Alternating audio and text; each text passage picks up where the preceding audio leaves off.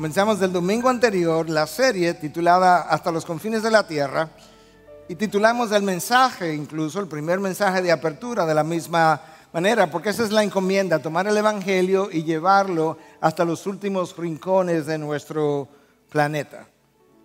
En el día de hoy vamos a comenzar a ver el inicio de la narración de Lucas, de una historia extraordinaria que fue narrada por un historiador también extraordinario, considerado aún por los historiadores seculares como un tremendo historiador.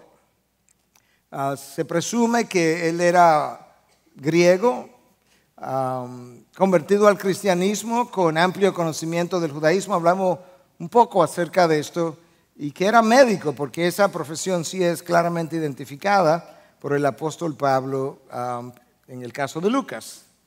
Cuando Pablo le escribe a la iglesia de los Colosenses en el capítulo 4, él enlista una serie de personas que están con él, de colaboradores. Y la primera lista, él dice que son personas de la circuncisión, que es otra forma de decir judíos. Y entre ellos estaba Aristarco, si usted quiere un nombre para uno de sus hijos.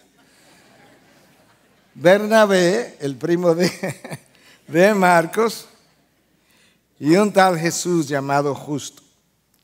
Luego él pasa a mencionar otros colaboradores que él no identifica como que son de la circuncisión y con nombres gentiles. Y entre ellos está Epafras, otro buen nombre, Lucas, el médico amado, y Demas, que lo abandonó y se fue al mundo.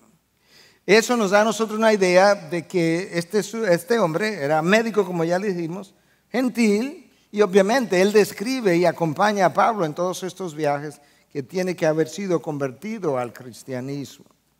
Y ese es el autor detrás de la narración. Ahora, esta narración, a pesar de ser histórica, yo quiero animarlo a que no la vaya a leer o a estudiar o a escuchar en la medida que la predicamos como mera historia, como si fuera una letra muerta.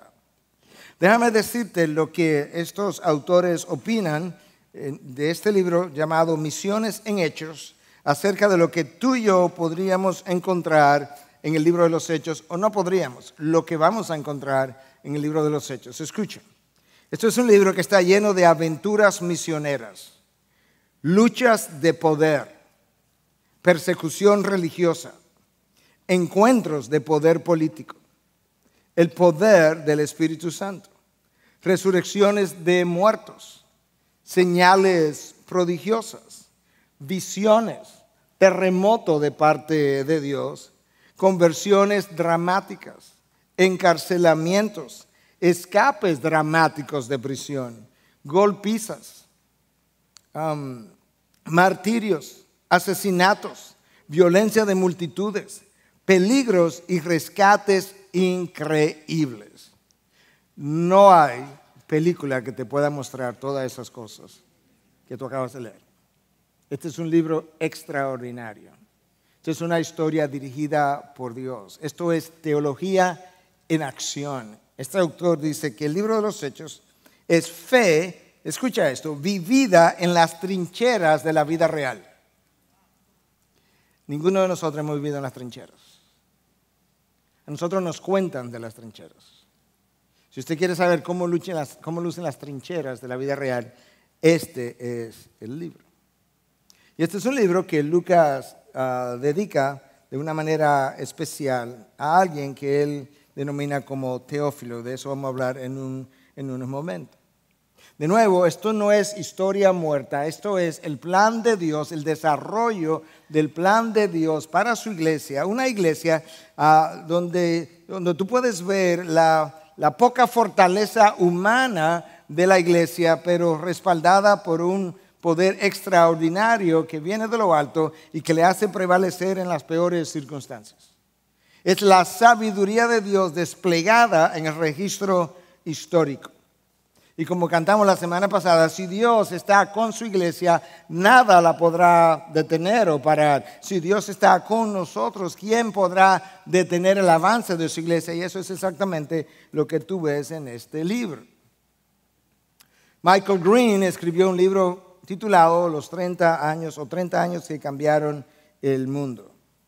Y en ese libro él hace algunas preguntas y nos invita a descubrir las respuestas a esas preguntas que a la vez nos ayudan a nosotros como a ponernos en atención y decir, yo necesito conocer este libro. Entonces esto es lo que él te invita a descubrir. ¿Quiénes fueron estas personas que cambiaron el rostro de la sociedad? ¿Qué predicaron? ¿Por qué sufrieron oposición? ¿Cómo vivieron? ¿Qué nosotros podemos aprender acerca de cómo ellos plantaron iglesias, de su cuidado pastoral, de su preocupación social, de su vida de oración y de sus prioridades? ¿Qué la iglesia del siglo XXI pudiera aprender de todo eso? Sus prioridades, vida de oración, preocupación social. Una preocupación social que la iglesia protestante hoy en día tiene muy poca. ¿Y qué acerca de su idea del discipulado y del liderazgo de la iglesia? ¿Qué acerca del Espíritu Santo, que era una realidad tan vibrante en su avance? ¿Y qué acerca de los dones espirituales que parecían ser tan comunes como parte de la vida diaria y cotidiana? Las respuestas a esas preguntas están en este libro que tú y yo nos estamos embarcando hoy en día, desde el domingo pasado, a explorar. Y con eso yo quiero entonces que tú y yo podamos leer los primeros 3 versículos de este primer capítulo del libro de los Hechos. Esta es la palabra de Dios.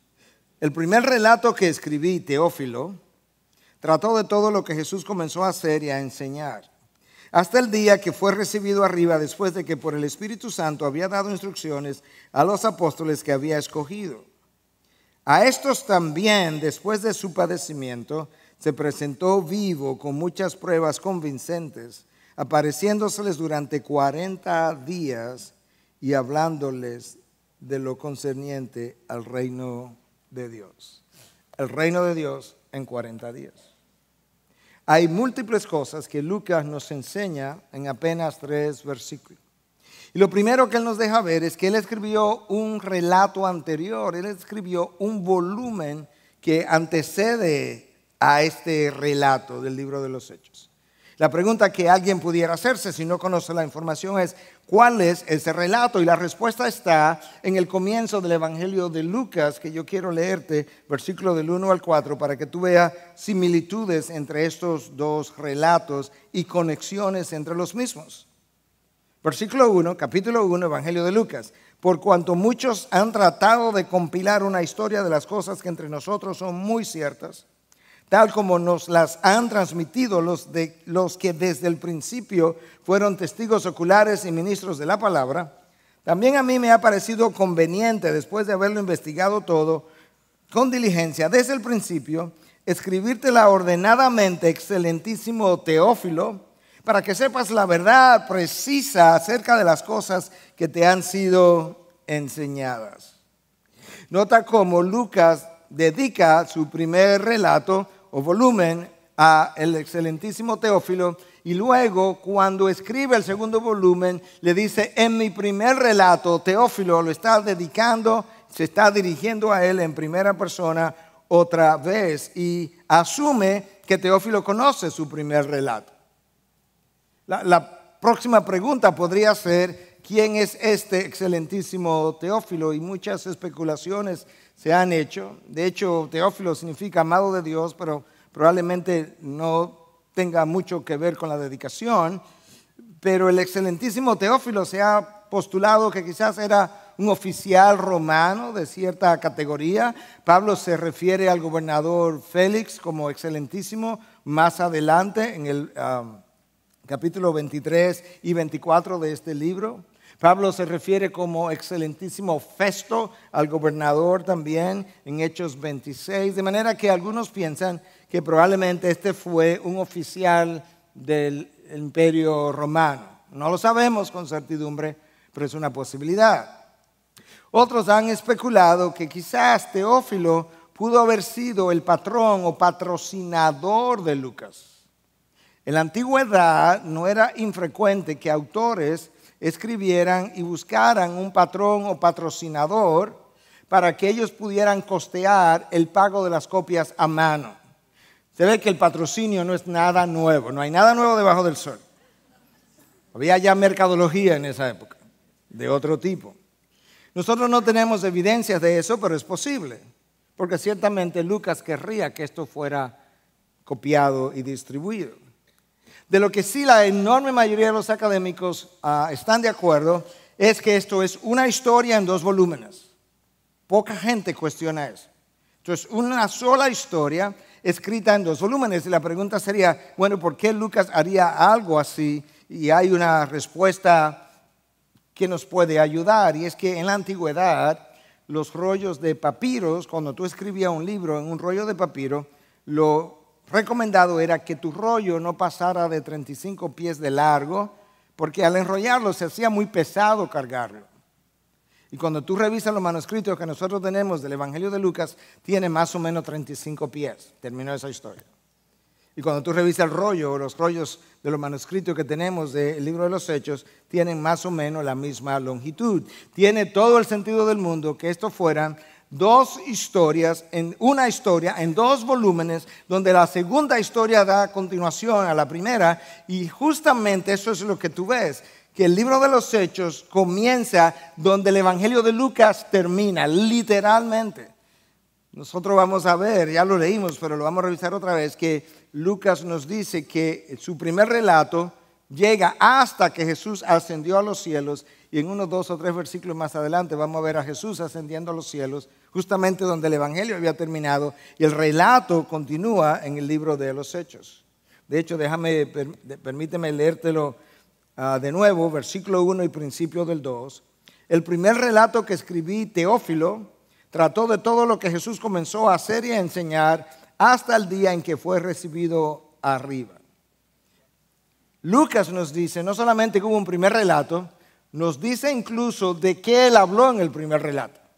Y él habló de todo lo que Jesús había enseñado, de todo lo que había hecho y hasta dónde cubrí hasta que Cristo fue recibido arriba en los cielos.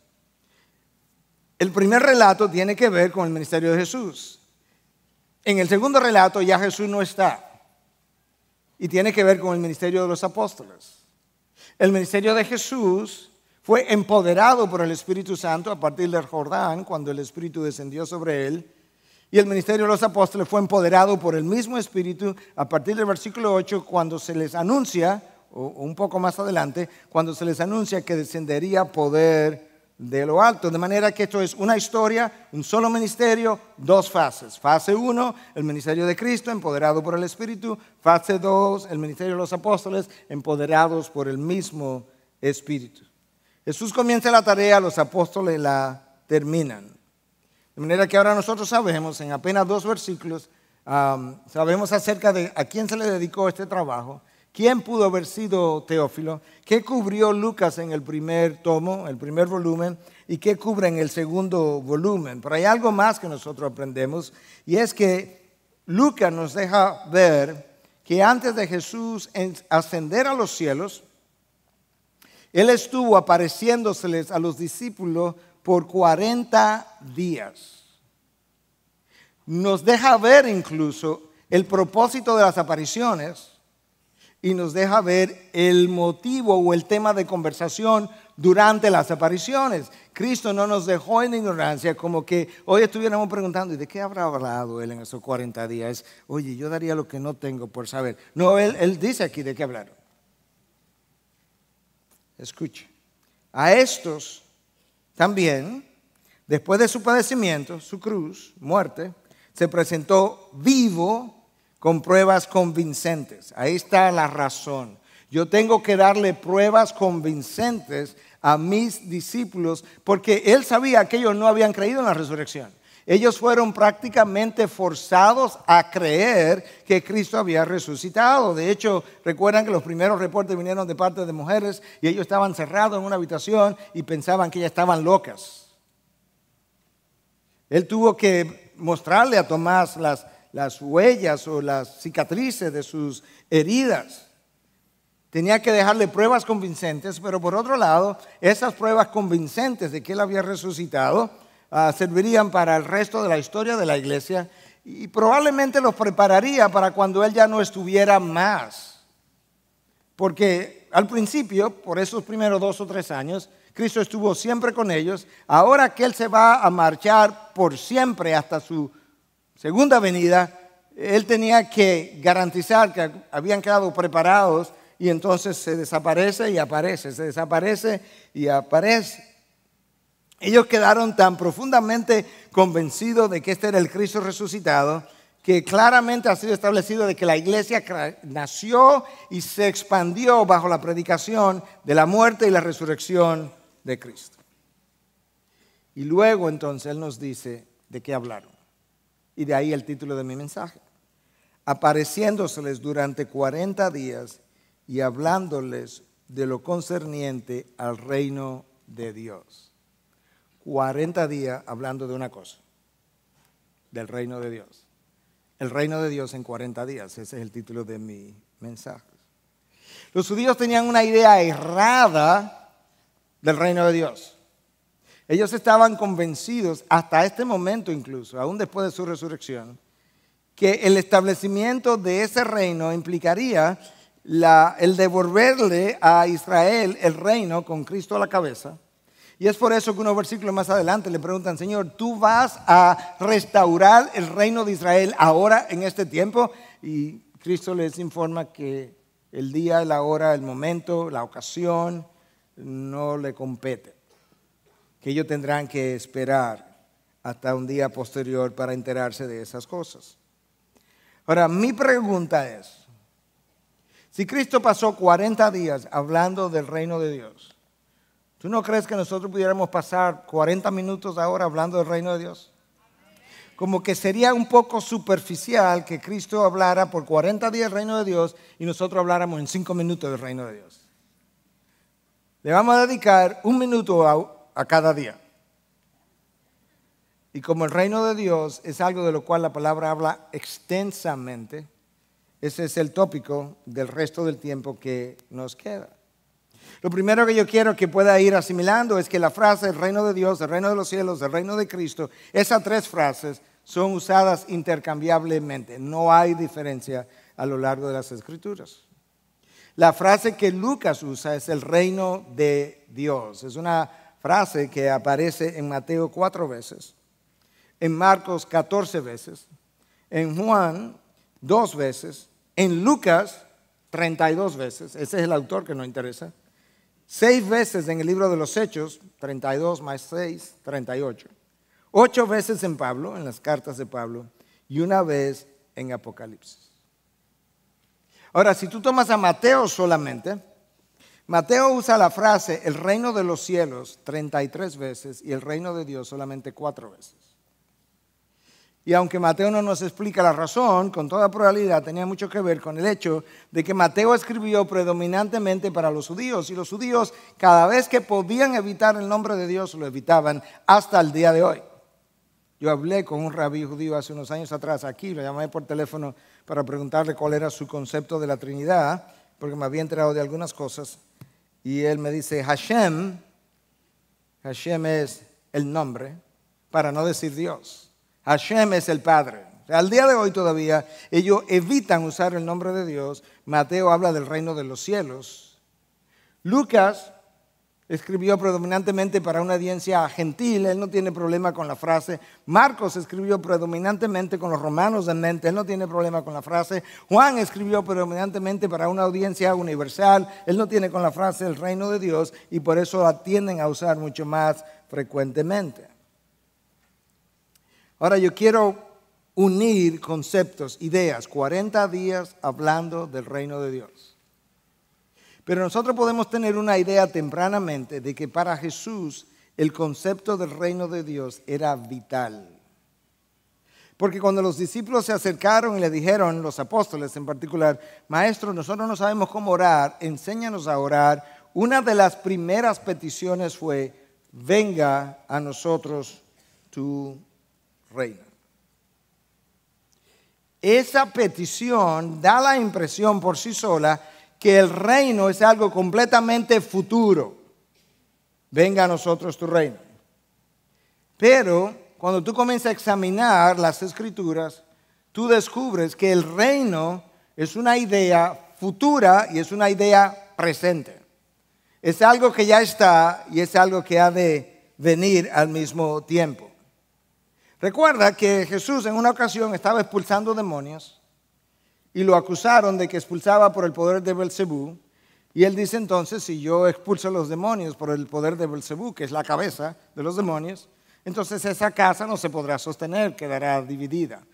Pero, Mateo 12:28, si yo expulso a los demonios por el Espíritu de Dios, entonces, y esa era la realidad, el reino de los cielos ha llegado a vosotros. Ahí está la realidad presente.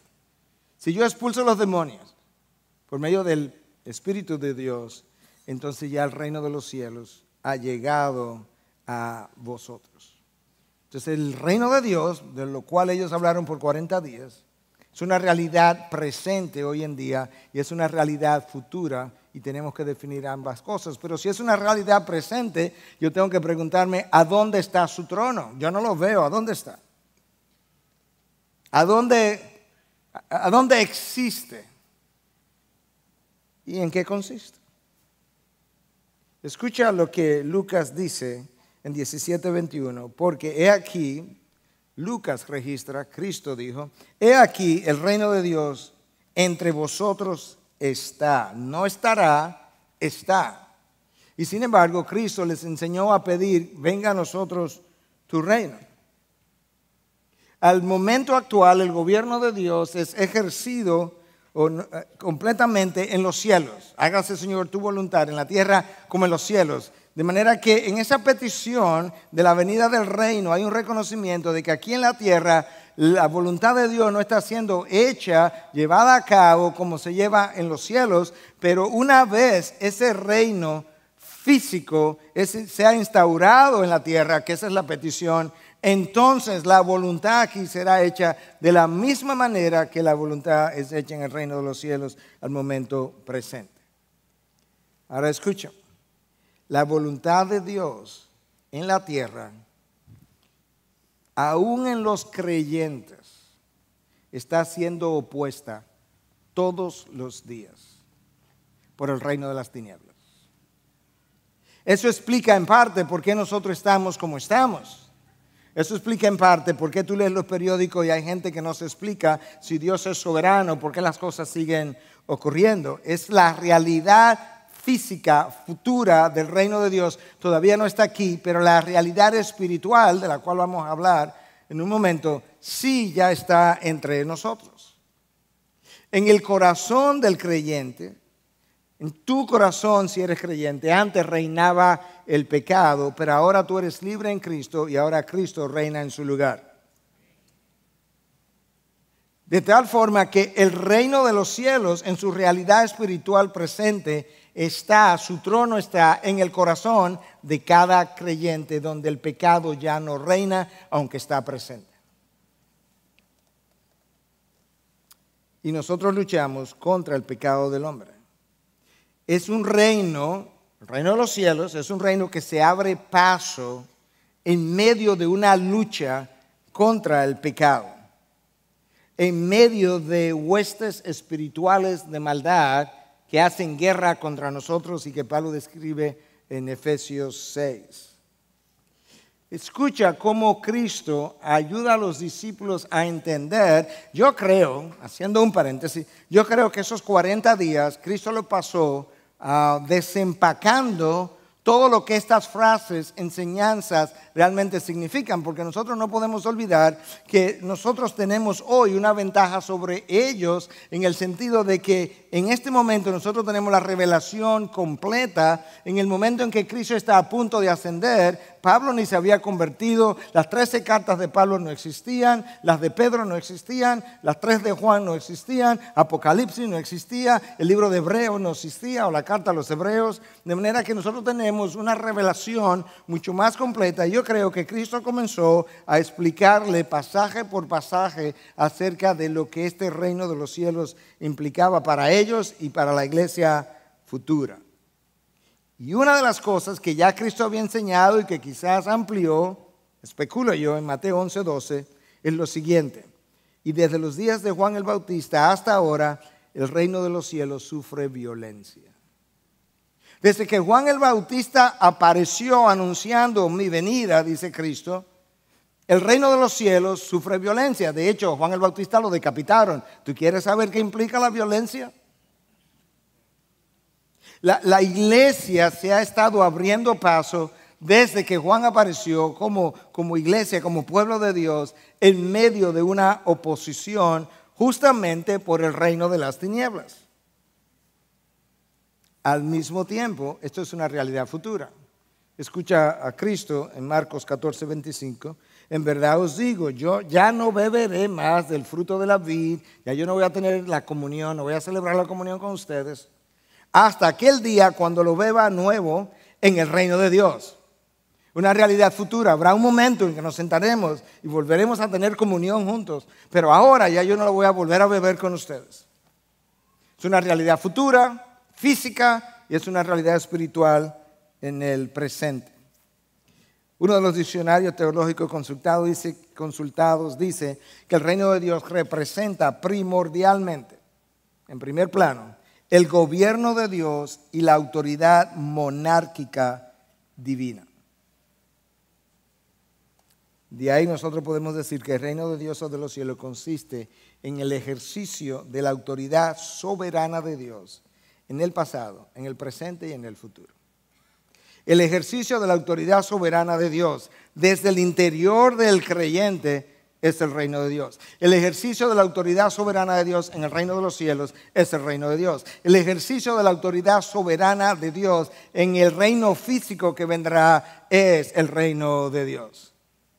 Y ahora tú tienes una mejor idea de qué es que la palabra habla cuando menciona el reino de Dios. Un reino que se está enfrentando a violencia. Te leímos de Michael Green, el autor, lo que tú esperas encontrar en el libro de los Hechos. Hay apedreamientos, hay encarcelamientos, hay liberación repentina de las cárceles, hay terremotos de parte de Dios, hay violencia de multitudes, hay luchas de poder, hay encuentro político. Todo eso es parte de esta lucha del reino de la luz en contra del reino de las tinieblas y viceversa. ¿Tú quieres saber por qué este mundo anda tan mal? Bueno, solamente escucha el título que Cristo le da, la palabra le da a Satanás, el Dios de este mundo. Satanás no se llama el Dios de este mundo, a él le dicen el Dios de este mundo porque Dios le dio ese nombre. A él es que este mundo sigue, a él es que este mundo representa. Este mundo tiene la forma satánica, si tú quieres. Y él le llama el príncipe del imperio del aire. Cristo y Satanás representan dos reinos en conflicto todo el tiempo. Pero nosotros vemos eso como algo teológico, nosotros vemos eso como algo místico, como algo que yo no puedo poner la mano. Déjame decirte cómo se da esa oposición en el día a día. Satanás y Cristo representan dos reinos en continua oposición en valores, metas, características, estilos de vida. De manera que uno es el reino de las tinieblas y el otro es el reino de la luz. Esos reinos son tan reinos, tan reales, que tienen ciudadanos nombrados por Cristo con nombre y apellido. De manera que es como que tenemos ciudadanos con cédula y pasaporte en cada reino. Cristo habla en Mateo 13 del reino de los cielos. Mateo 13 tiene 7 parábolas. Las 7 son acerca del reino de Dios o el reino de los cielos. Yo te recomiendo que tú tomes el capítulo 13 de Mateo, consigas un comentario extenso, te pase una semana estudiando las 7 parábolas, porque todas tienen que ver con lo que el reino de Dios o de los cielos es. Y yo creo que Cristo se pasó 40 días desempacando parábola por parábola, idea por idea, y quizás mucho más de lo que aquí pudiera estar, para que ellos pudieran continuar su labor. Pero en la parábola del sembrador, que es una de las parábolas más conocidas, un hombre sale a sembrar, dice que sale al campo, y comienza a tirar semillas, y según las semillas fueron cayendo en diferentes terrenos, así fue el terreno produciendo, y en unos produjo abrojos, y unas creció la semilla temporalmente, y luego se marchitó cuando salió el sol, y luego los discípulos fueron donde él le dijeron, maestro, no entendemos.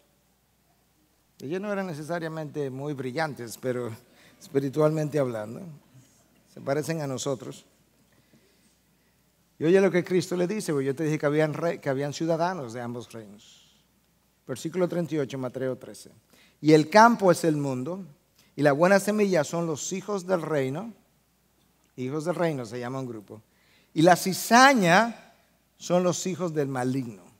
Ahí están los ciudadanos.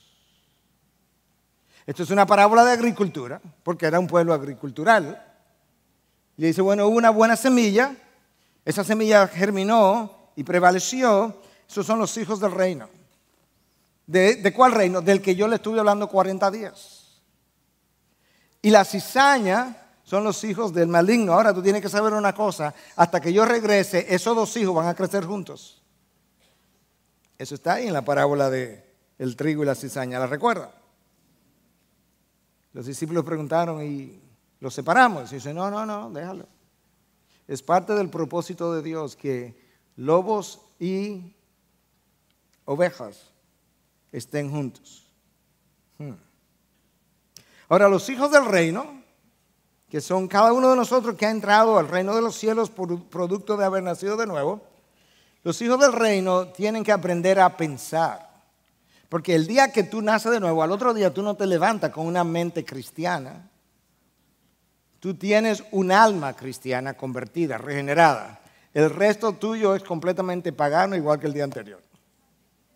Hay que comenzar a cambiar eso. Y tiene que comenzar a pensar cómo es que en este nuevo reino se piensa y se funciona. Porque de repente, ahora en este nuevo reino, de que para uno ser el primero que ser el último. ¿Y qué es eso? En este nuevo reino, el mayor le sirve al menor, pero que eso está al revés. En esta nueva vida, supuestamente, para yo ganar mi vida, yo tengo que perderla. Pero eso es como contrario. Bueno, si tú quieres vivir en el nuevo reino, tienes que vivir por las reglas del nuevo reino. Y ahora escucha esto, en este nuevo reino de que las maldiciones por causa de su nombre son una bendición. Yo no sé desde cuándo es eso. Y que el dolor y el sufrimiento, en vez de ser algo a evitar, es un privilegio si sabemos sufrir bien. Wow. Mira la cruz. El privilegio de haber sido seleccionado por Dios para una tarea tan dolorosa como la cruz, o haber sido seleccionado por Dios para una tarea, un tiempo de vida tan doloroso como el de Job. Y de ahí que Pablo le dice a los filipenses, a vosotros se le ha concedido no solamente el creer en Cristo, sino el sufrir por Él. Se te ha concedido el privilegio de sufrir por Cristo. Eso es parte de este nuevo reino, que los hijos del reino tienen que aprender. Pero parte de esta lucha tiene que ver justamente con el avance progresivo, paulatino del reino de las tinieblas. Mira cómo Juan describe esto en su primera carta, en el capítulo 2, versículo 8. Las tinieblas van pasando, no han pasado, y la luz verdadera ya está alumbrando. Eso es como pasa. La luz verdadera son los hijos del reino de la luz, que son sal y luz. Luz del mundo, sal de la tierra. En la medida en que ese evangelio avanza, progresa, en esa misma medida las tinieblas van siendo replegadas. Y de esa forma entonces el reino de las tinieblas va perdiendo seguidores y el reino de la luz va ganando seguidores. Tú haces un censo todos los días, hay 3 menos hoy, o 4, o 5, o 1000 menos en el reino de las tinieblas. ¿Por qué? Porque lo pasamos por el reino de la luz. Ahora tú comienzas a tener una idea de qué fue lo que Cristo estuvo hablando por 40 días. El plan era que el Hijo vendría y proclamaría la verdad. La verdad penetraría al corazón del hombre. Y el corazón del hombre es el primer bastión de resistencia de la palabra, del reino de los cielos.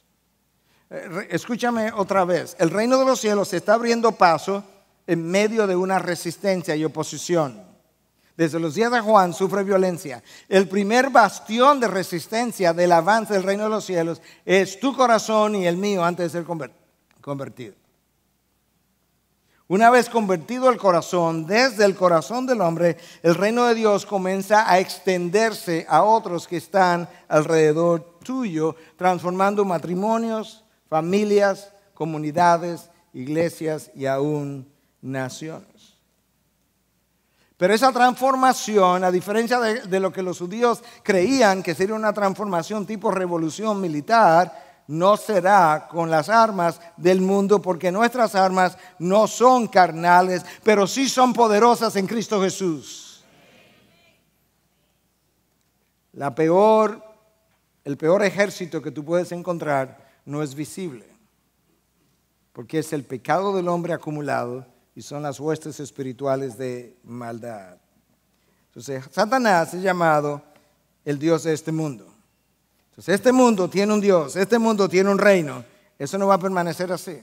Satanás poco a poco está siendo desplazado de su trono y este reino del mundo está siendo ganado poco a poco por Cristo. Y el libro de Apocalipsis lo dice exactamente así. Lo único que como Apocalipsis nos relata el final de la historia, nos dice qué pasó al final, nos dice quién gana. Apocalipsis 11:15.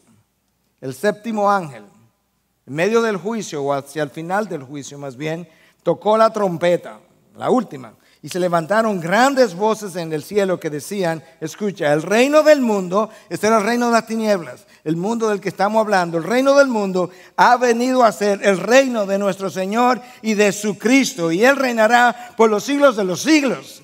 Desde el final de la historia, la culminación de la historia redentora, el establecimiento del reino, no más reino del mundo, solamente el reino de Dios. Pasó de ser el reino del mundo al reino de Cristo. Nosotros hoy vivimos en el reino del mundo, pero el reino del mundo ha sido invadido por el reino de la luz. Pero tú tienes que entender que tú estás ocupando un territorio enemigo. Tú has invadido, Dios ha invadido a través de ti, territorio enemigo. De manera que en la medida en que tú caminas por el mundo, si me permite la ilustración, tú tienes bombas que pudiera pisar a cada paso. Porque este es un territorio minado. Pero las bombas no son físicas, son tentaciones. Con esa idea de lo que es ese reino del mundo que le hace oposición al reino de las tinieblas, cuando Cristo le enseña a orar, le dice, pide que venga tu reino. En el presente, eso implica el señorío de Cristo para el creyente en la vida de cada uno de nosotros. Cuando nosotros hablamos de la expansión del reino de Cristo, que ya definimos como el ejercicio de su autoridad monárquica, lo que eso implicaría para tu vida es que el señorío de Cristo ha ido aumentando en tu vida. De manera tal que ahora todo ha cambiado en tu vida. Tu forma de pensar, de hablar, de exigir, de demandar, de cuestionar, de esperar, de actuar, de valorar, de desear, de juzgar. Todo eso fue cambiado. Porque tú eres un nuevo ciudadano de un nuevo reino. Y cuando la gente te ve, hay en ti menos evidencias del hombre viejo, menos evidencia del ciudadano del reino anterior y más evidencia del hombre nuevo o el ciudadano del nuevo reino. De manera que no haya duda en la mente de nadie que observe tu vida que diga, y es verdad que fulano es cristiano. ¿Y por qué tú dices eso? Bueno, él va a la iglesia, él pertenece a un grupo, él incluso se bautizó en mi iglesia y se casó en mi iglesia, pero él vive un estilo de vida que ahí no vive Cristo. Eso no debe ser. Porque en la medida en que el señorío de Cristo crece en tu vida, el poder del pecado en ti debe ir debilitándose. Y en la medida en que el pecado en ti se va debilitando, entonces el señorío de Cristo va aumentando en nosotros de manera natural. De tal forma que cuando tú pides por venga tu reino, bueno, tú estás pensando en la consumación final de ese reino físico, pero en lo que el hacha va y viene, en buen dominicano, hay algo que está relacionado al reino de Cristo en tu vida que también tiene que expandirse, y eso tiene que ver con el señorío de Cristo en cada una de las áreas de tu vida. No importa si tiene que ver con tu forma de pensar, de hablar, de negociar, de adquirir clientes, de salir de los clientes, tu forma de educar, tus finanzas, cómo ganas, cómo gastas. Todo eso tiene que ser permeado, invadido y gobernado por Cristo. No simplemente invadido, gobernado por Cristo. De manera que la extensión de su reino aquí en la tierra, como ocurre, es una persona a la vez. Tú ganas una persona a la vez en la historia redentora. Y cada vez que el Evangelio transforma una vida, esa vida transformada, verdaderamente moldeada por el Evangelio, es una evidencia más de que el reino de la luz ha continuado expandiéndose en contra del reino del maligno. Y ese reino de Cristo continúa abriéndose paso en medio de la oposición del reino de las tinieblas, pero avanza inexorablemente hasta la consumación de los tiempos. Ahora, antes de culminar con la explicación de lo que implica la frase venga a tu reino, yo quisiera sugerir que debe existir una conexión entre esta petición de esta oración modelo, venga a tu reino, y el último mandato del Señor Jesucristo, la Gran Comisión. Como que sería lógico pensar que si esta es la oración modelo, venga a tu reino, es una de esas peticiones, y hay un último mandato que Él da antes de ascender, como que esas dos cosas de alguna forma debieran estar conectadas. Cuando Cristo dijo, id por todo el mundo y hacer discípulos de todas las naciones. Cuando Cristo dijo, id por todo el mundo y hacer discípulos de todas las naciones, Él estaba diciendo, con otras palabras, id por todo el mundo y extender mi reino. Eso es lo que Él estaba diciendo. La Gran Comisión es el proyecto misionero más grande que se haya emprendido, y el comienzo de ese proyecto misionero está aquí en el libro de los Hechos, comenzando en Jerusalén, toda Judea, Samaria y hasta los confines de la tierra. Ahora, para seguir estableciendo la relación entre esta petición, venga a tu reino, y la Gran Comisión, que la Gran Comisión no es más que la extensión del reino, yo quisiera ver rápidamente varios pasajes para que tú puedas leer otra vez cómo Cristo llama al Evangelio. Cuando Él comienza a proclamar el Evangelio para la expansión del reino de los cielos, Él le llama de una forma. Escúchalo en Mateo 4:23. Y Jesús iba por toda Galilea enseñando en sus sinagogas y proclamando el Evangelio del reino y sanando toda enfermedad y toda dolencia en el pueblo. Mateo 9:35. Y Jesús recorría todas las ciudades y aldeas, enseñando en las sinagogas de ellos, proclamando el Evangelio del reino y sanando toda enfermedad y toda dolencia. Mateo 24:14. Aquí está la Gran Comisión enunciada claramente hasta el fin. Y este Evangelio del reino se predicará en todo el mundo como testimonio a todas las naciones, y entonces vendrá el fin.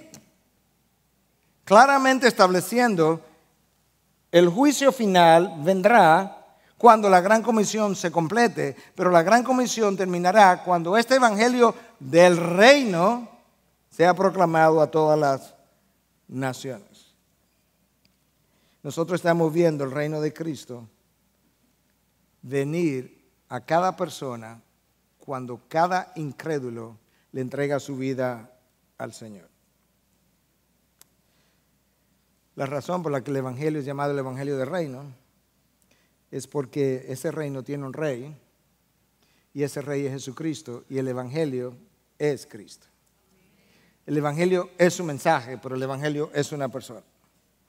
En otras palabras, Cristo es el mensajero y Él es el mensaje. Él es la misma cosa. Él trae las buenas nuevas, pero resulta que Él es las buenas nuevas. Cristo, en el Antiguo Testamento había un día llamado el día del jubileo, cada 50 años, pero luego resulta que más adelante Cristo es el jubileo. Quizás una buena ilustración puede ser esta. Tú estás en tu casa y va un cartero, toca la puerta y tú abres y le dices, ¿en qué puedo ayudarle? Y dice, yo tengo una carta para usted. Y tú lo miras y ves que no tiene nada y le dices, bueno, pero ¿dónde está la carta? Y dice, no, yo soy la carta. Cristo es el mensaje y Él es el mensajero. Yo soy el camino, la verdad y la vida. Nadie viene al Padre si no es a través de mí. Esas son las buenas nuevas. Ese es el mensaje, pero el mensaje es una persona. Martin Lloyd-Jones en su comentario sobre el libro de los Hechos dice, el cristianismo no es una enseñanza, es una persona. El Señor Jesucristo fue el tema de la predicación de la iglesia primitiva. Él es el tema del Evangelio de Lucas. Él es el tema del libro de los apóstoles. Ahora, el reino también es una realidad futura. Y Cristo quiere que tú, como hijo del rey, como hijo del reino de la luz, pueda pedir por la consumación del reino al cual tú perteneces. Venga tu reino.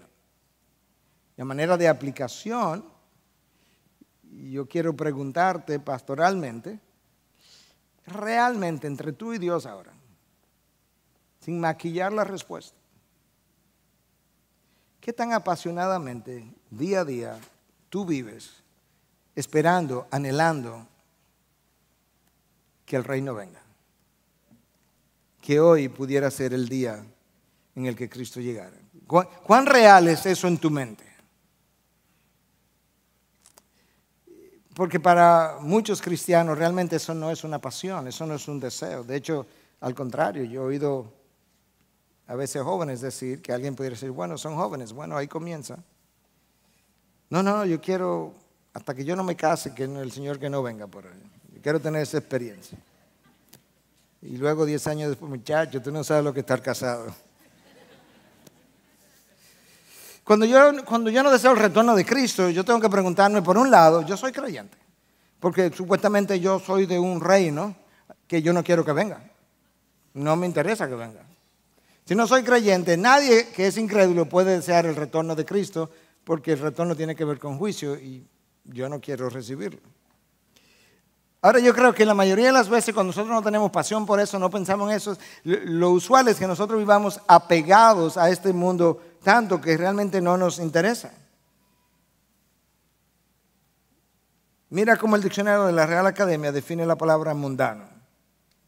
A ver si el sombrero nos sirve. El diccionario de la Real Academia, la última vez que yo chequeé, no es cristiano, es secular. Dice, alguien que atiende demasiado a las cosas de este mundo. Esa es la definición de mundano. Uno esperaría que dijera alguien que vive de vicios. ¿Sí? No, alguien que atiende demasiado las cosas de este mundo. Piensa en una balanza, cuánto tú atiendes de las cosas de este mundo, cuánto tú atiendes de las cosas del reino de los cielos. Y si de este lado de la atención del mundo está más pesado, los autores del diccionario, no el pastor Núñez, me llaman mundano. Porque su mirada está aquí abajo, no está allá arriba. Sus intereses no son los del reino de los cielos. Su estilo de vida demuestra que sus intereses no son los del reino de los cielos. Cristo nos dice a los ciudadanos del reino de la luz, buscar el reino de Dios primero, porque ese es tu reino. Y el resto se dará por añadidura. Cuando haces lo inverso, eres ciudadano del reino, pero busca el reino de las tinieblas primero. No hay un tercer reino, hay dos, de la luz o de las tinieblas. No hay un tercer tipo de ciudadanos, o eres del maligno o eres del reino. Y los ciudadanos del reino buscan el reino primero. Eso implica valores, promesas, estilos de vida. Y si Cristo inauguró ese reino en mi corazón, pero yo no tengo mayor deseo por ese reino, el señorío de Cristo no está siendo ejercido en mi vida, en mi matrimonio, en mi familia, en mi trabajo, en mis finanzas, en la iglesia, en mi vecindario, cuando yo tengo que vivir, entonces ahí hay algo que está insubordinado con relación al gobierno absoluto monárquico del Señor Jesús. Y tú sabes qué pasó en el pasado cuando hubo insubordinación en el reino de los cielos. Que Lucifer fue expulsado. Tú sabes qué pasó en el jardín del Edén cuando hubo insubordinación en contra del reino de los cielos. Que ellos fueron expulsados. Si yo no quiero el reino de Dios para mí, siendo creyente, si yo no quiero la extensión de su señorío en mi vida, no lo voy a querer para otros. Ni para el incrédulo siquiera, si no lo quiero para mí. Hay una tercera posibilidad, y es que el reino, que quizás no lo desee, porque pensar en el día final me causa temor. Entonces no conoces a tu Padre, porque tu Padre ha dicho que el perfecto amor de Dios echa fuera todo temor. Es como el niño que tiene un padre que es abusador, abusivo, y entonces cuando el padre le dice Pedrito, él inmediatamente se llena de temor. Entonces el Hijo de Dios es como eso, como que cada vez que le recuerdan que Cristo vendrá, se llena de temor para el día del juicio. Dios dice, pero es que no me conoces. Ahora, si este es el reino de la luz, si este es el reino de las tinieblas, y les recuerdo que cada uno de nosotros, aun si está en el reino de la luz hoy en día, estuvo en el reino de las tinieblas. Nadie nace en la luz. Nacemos en el reino de la oscuridad. La pregunta que tengo que hacerme es cómo yo paso de un reino a otro. Porque Cristo le habló por 40 días. Yo creo que Él abordó todos estos temas, quizá con más detalles, porque como una vez más, nosotros tenemos la epístola de Romanos escrita por Pablo que ni convertido estaba, que dice que, ¿qué cosa? Que la fe viene por el oír y el oír por la palabra de Dios. Eso había que explicárselo a los apóstoles. Ellos no tenían eso. Entonces, ¿cómo tú pasas de un reino a otro? Ahí está, por la fe, por gracia solamente, a través de la fe,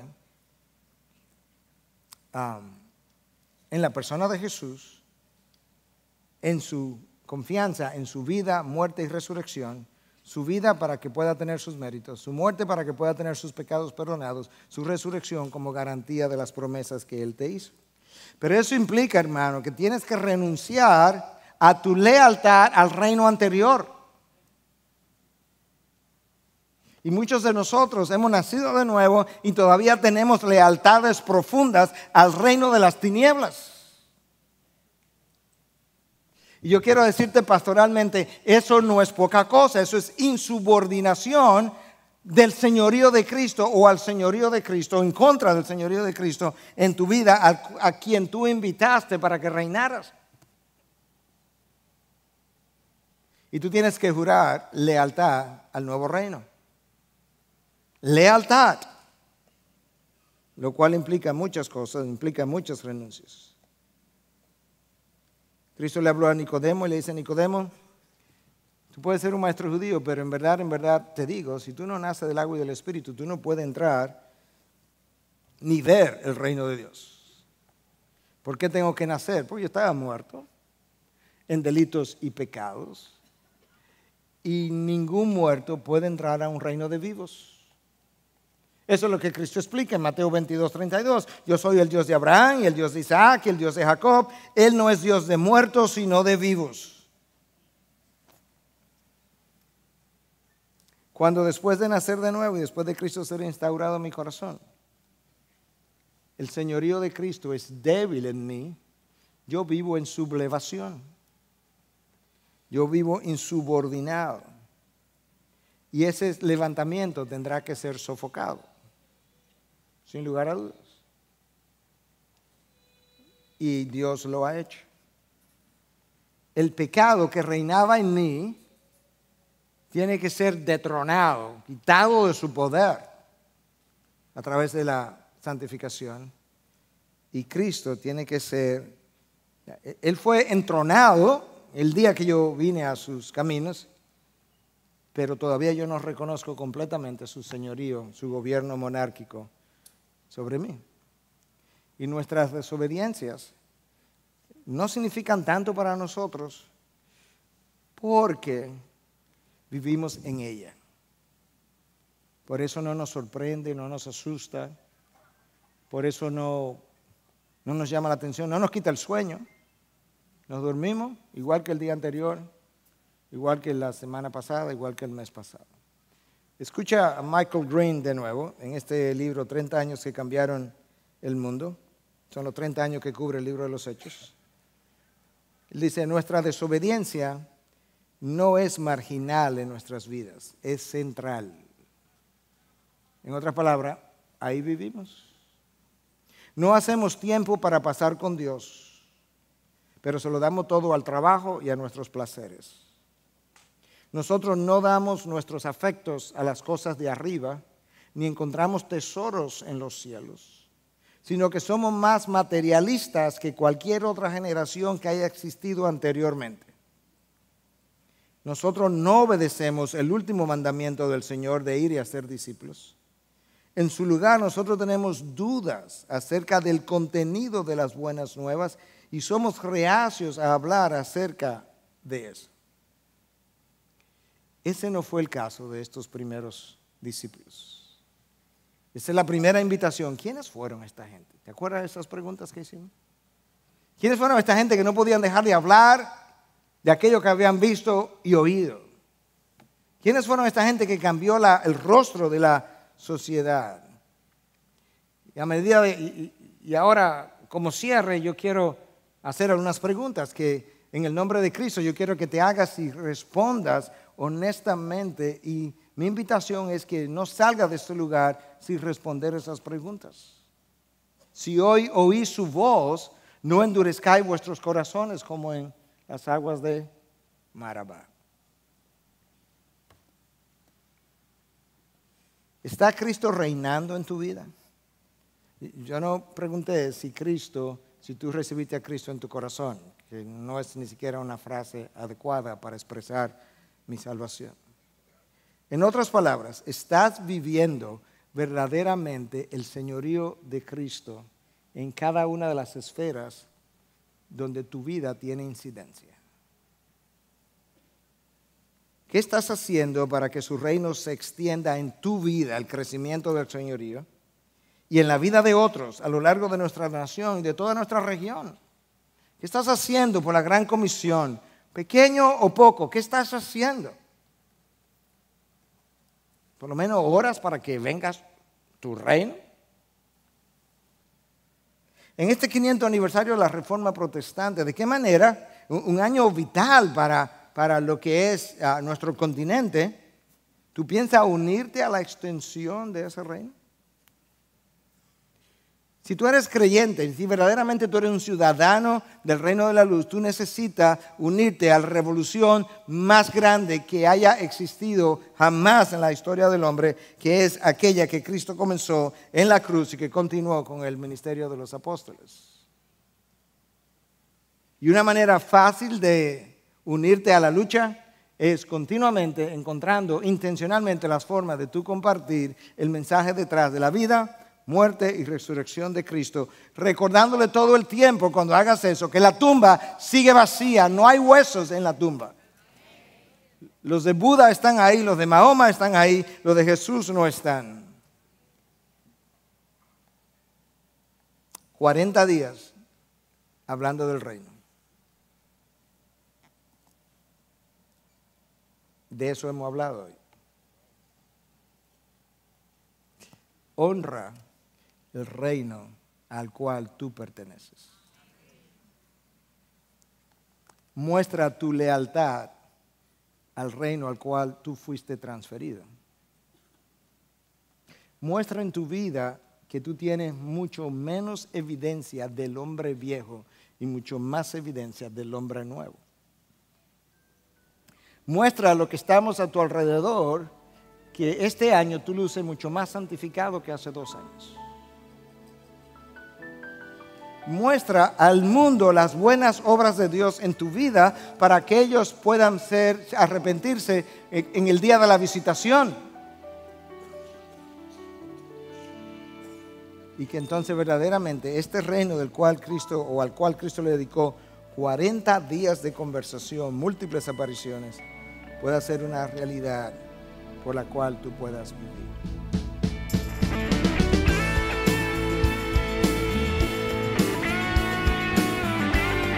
Esta es una producción que llega hasta ustedes gracias a los aportes de individuos y empresas comprometidos con la defensa de la fe.